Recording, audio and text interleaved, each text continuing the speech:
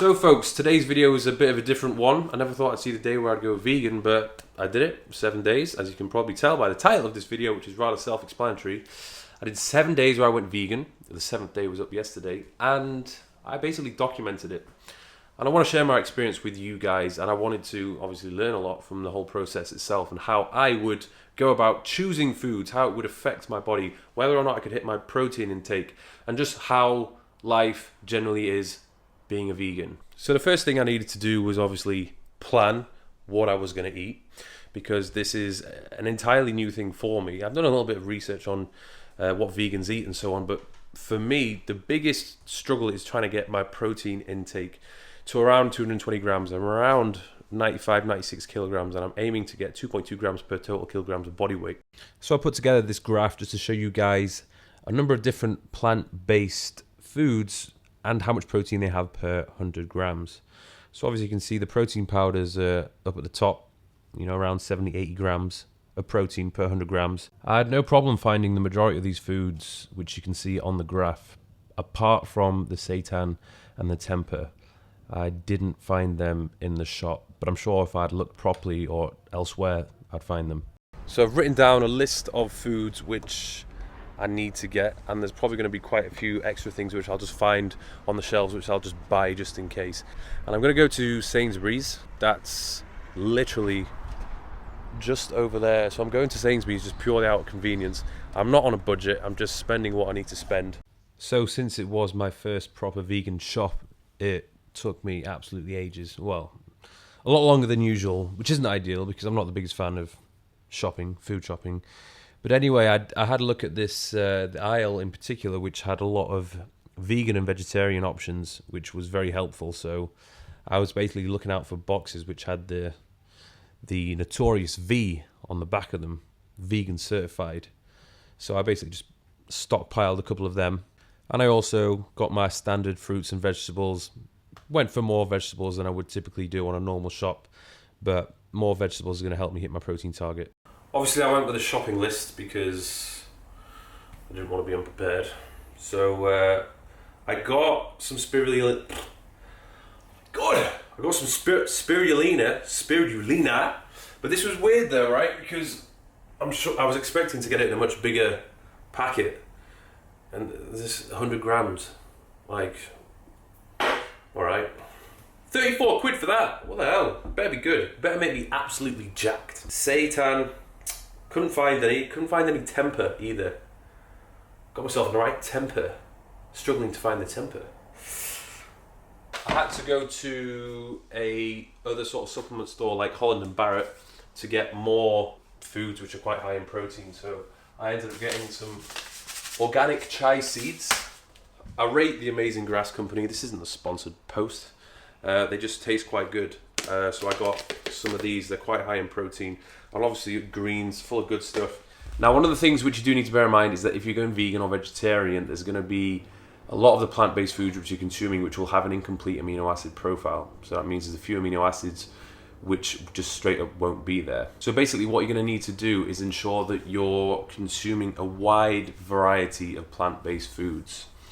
I think that's probably one of the best ways you can protect yourself from being deficient in a particular amino acid. And then obviously if you're supplementing with protein shakes, you just want to check the label and see what amino acids are included inside of them. So if you've been following me for a while, you will know that I calculate my macros using my own macro spreadsheet, which I put together a couple of years ago. It's been very helpful for me. No, it's not for sale, and no, I probably can't give it to you.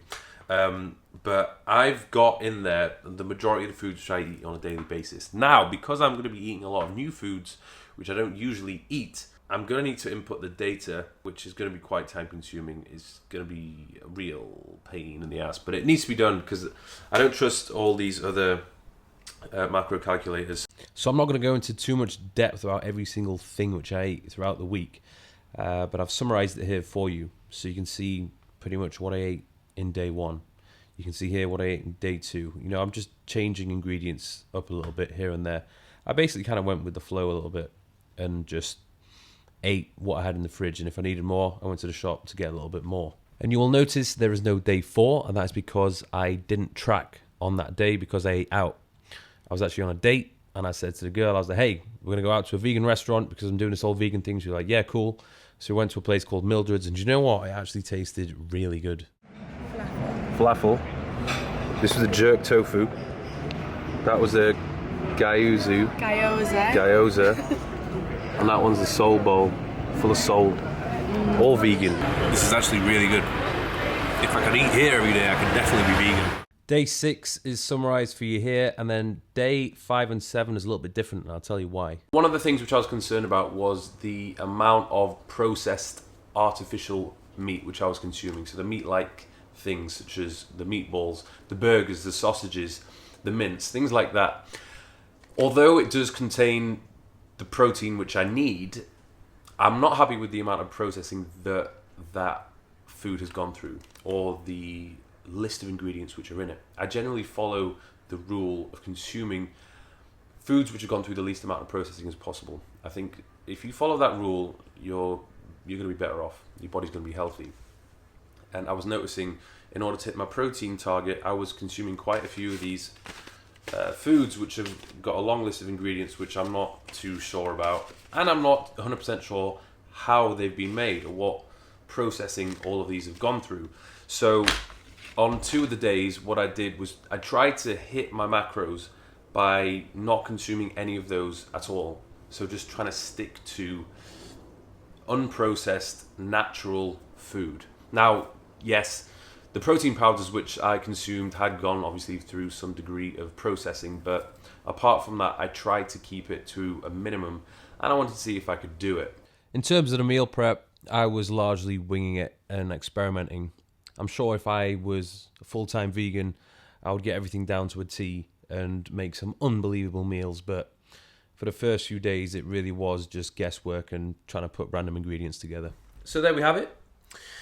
Little tofu salad there. To be honest with you, it actually looks alright. I'm going to sample a first piece.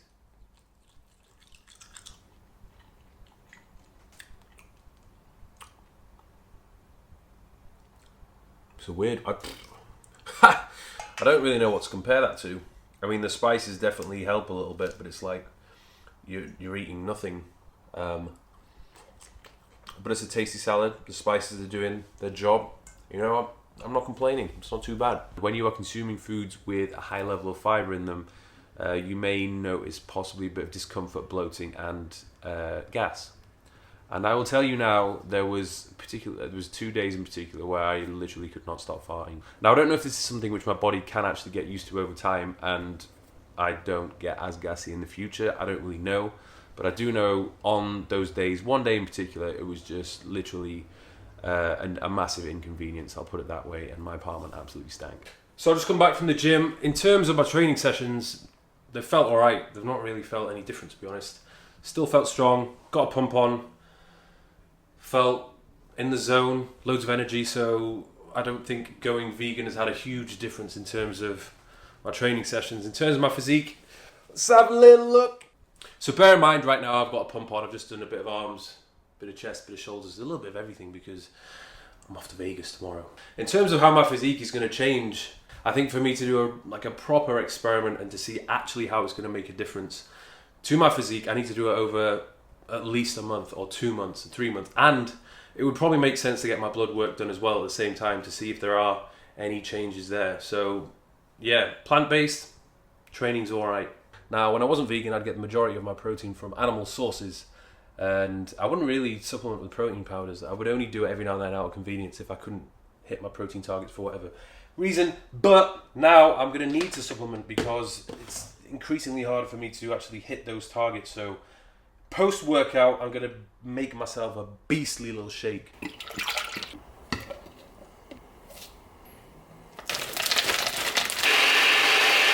So if there's any vegans watching this video, I'd be quite interested to know what's the reasons behind you being vegan. I want to know. Like, you drop a comment in the comment section, get a discussion going. Because obviously you'll get people who are believing it's improving the way they feel. Others believing that it's improving their body composition. And then obviously I think a large chunk of the vegans are doing it because they want to help the planet and improve the environment and just reduce the amount of animal sort of cruelty which is going on, which obviously I've seen some videos of like factory farms and all that kind of stuff, and how meat is produced for the mass markets, and it's pretty disgusting actually. If I watch those videos for too long, it really actually does kind of put me off wanting to eat meat. But then I just kind of switch it off and stop thinking about it, and then just eat meat anyway. So I don't know, like I'm very good at not thinking about things I don't want to think about. But after being a vegan for a week, I feel like I can do it. Maybe not weeks at a time, but maybe like 1 day per week, go vegan. And if we took my typical diet, right, I probably have about 2 chicken breasts per day on average. It's not always chicken breast, it might be a turkey breast. Either way, if we add that up, 2 a day for a week, that's 14 breasts of chicken. So in a way, that's kind of like 7 chickens a week, which I'm eating. Obviously it's not the full chicken, but you need to get 2 breasts from 1 chicken. So I'm killing 6 to 7 chickens per week, every week, and I've been doing that for years. And that's a lot of chickens. So I've killed a lot of chickens, which makes me feel like a bit of a shit person, to be honest. And I guess you could argue the same thing with everything else, like all the fish out there, and like cows and pigs and so on. So it's been an eye-opener, and maybe I will change my habits. Maybe just reduce the amount of meat I'm eating. Maybe supplement more with plant-based foods, which I know now I can get the protein if I need to get it, and maybe more sort of plant-based protein powders. And hopefully I do have more of a sort of positive impact on the environment. And you know what? After doing this for a week, I don't really feel like I missed meat a huge amount. That's all. Or dairy. The only things which I really seemed to miss was eggs and salmon. I love having eggs in the morning, and I love a good salmon fillet. It just works for me. I like chicken, obviously, but I think I just like the convenience of having chicken as a protein source. And then in terms of dairy, beef, pork, I don't really consume much of it, to be honest. If I do consume it, it's usually when I'm out at a restaurant and I get a steak, something like that. And another thing which I want to say is that this whole experience has been pretty painless, because I've been in such a sort of solid routine. I've been at home for 7 days. I've had access to the supermarket with a wide variety of food sources, and I've been pretty much preparing every meal. I've not really needed to eat out, or I've not been traveling.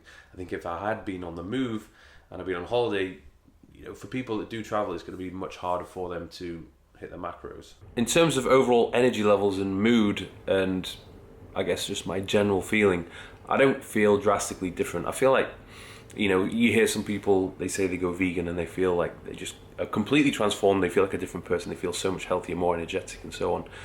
I've not noticed that transition, but I think the reason behind that is because, generally speaking, I eat pretty healthy. I tend to avoid processed foods, and I buy organic. I get lots of fruits and vegetables, and I consume a varied diet. So me transitioning over to vegan, I don't think has been much of a transformation in that sense, if you know what I mean. But for others who have been on, a diet where they've been eating just crap and not been getting the vitamins and minerals and so on, or varying their diet, not having vegetables, they're obviously going to notice quite a difference from making the switch. So I did it, I tried it, it was something new, I learned a lot from it, and I'm definitely going to make some changes to my nutrition programming in the future. Maybe you guys will do as well, but this is what it's all about, really. Just trying different things and seeing what works for you. Hope you guys have enjoyed this video. Thanks for watching. Don't forget to subscribe, and I'll see you soon.